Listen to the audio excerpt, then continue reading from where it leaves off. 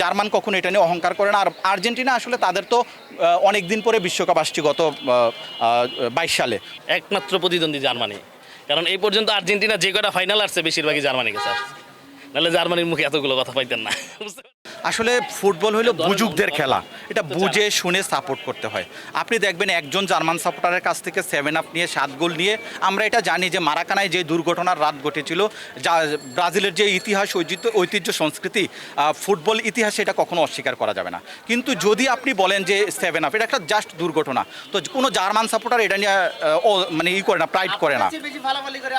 ওই যে কোনো একটা মানুষের কিছু লাগবে, মানে হাইপ তোলার জন্য কিছু একটা লাগবে, যেমন আমাদের হাইপ তোলার জন্য অনেক কিছুই আছে, কিন্তু তারা যখন বিশ্বকাপ জিতেছেন নিঃসন্দেহে তারা মোর দেন বেটার আমাদের চেয়ে। গত সেশনে আমরা প্রথম পর্বে বাদ গেছি, কিন্তু একটা আর্জেন্টিনার সাপোর্টারকে আপনি জিজ্ঞেস করবেন, সে কিন্তু কখনোই স্বীকার করবেন যে আমার টিম মোর দেন বেটার জার্মানি, কখনোই বলবে না।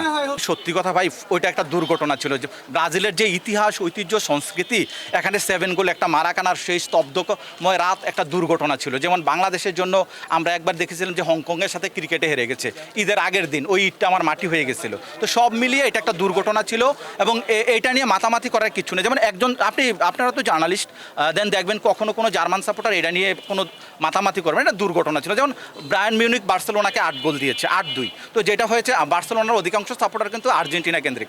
তো ব্রাজিল যেমন 7 গোল খেয়েছে, আর্জেন্টিনাও কিন্তু ঘুরে ফিরে, যেহেতু বার্সেলোনা 8 গোল খেয়েছে, ঘুরে ফিরে ওই একটাই।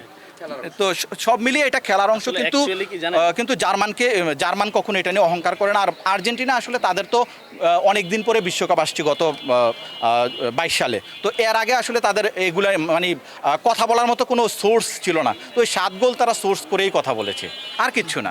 আসলে অ্যাকচুয়ালি কি আমাদের বাংলাদেশ অনুযায়ী আর্জেন্টিনা ব্রাজিলের একটা দ্বন্দ্ব থাকে, কিন্তু আর্জেন্টিনার অ্যাকচুয়ালি প্রতিদ্বন্দ্বীকে জানেন, বলতে পারবেন? হ্যাঁ বলেন তো।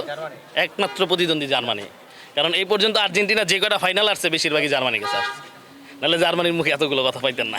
বুঝতে পারছেন? এটা আসলে অনুমেয়। আপনি যে লোকটার সাথে পেরে উঠবেন না, আপনি যদি নর্মাল মানুষ হন তাহলে সে মানে তাকে আপনি হ্যাটস করবেন সব সময়, আর যার সাথে আপনি পেরে উঠবেন সেই কিন্তু আপনার বন্ধু। আসলে ফুটবল এমন একটা খেলা, গতকালকে কিন্তু আইভরি কোস্টের কাছে কে হেরেছে? ফ্রান্স হেরেছে। আলজেরিয়ার কাছে হেরেছে নেদারল্যান্ড। ফুটবল 48টা দেশের খেলা। এই ফুটবলে আপনি কোনো টিমকে বিন্দুমাত্র ছোট করার কোনো সুযোগ নেই। এটা আসলে আমরা সময় বলে দিবে। আইভরি কোস্ট, তারপরে ইকুয়েডর 7000 ফুট উপরে খেলে সমুদ্রপৃষ্ঠ থেকে। হ্যাঁ, তো আপনি আমাকে ফুটবল নিয়ে যত খুশি পারেন প্রশ্ন করেন, দেখবেন আমি সব প্রশ্নের উত্তর দিয়ে দিচ্ছি। কিন্তু আপনি যখন আর্জেন্টিনা, ব্রাজিল, ডোন্ট মাইন্ড আমি অন্য দলের নাম বলছি না, তাদের ফ্যানদেরকে যখন 11 জন প্লেয়ারের নাম জিজ্ঞেস করবেন, দেখবেন যে তারা আসলে মানে কেমন একটু সরে যাবে। তো সব মিলিয়ে আসলে গ্রুপ পড়বে কিনা আমার টিম, আমি এটা আগে বলবো না। ফুটবল হলো গৌরবময় মানে পুরা স্পোর্টসই অনিশ্চয়তার খেলা, এখানে কোনো টিমকে ছোট করার সুযোগ নেই।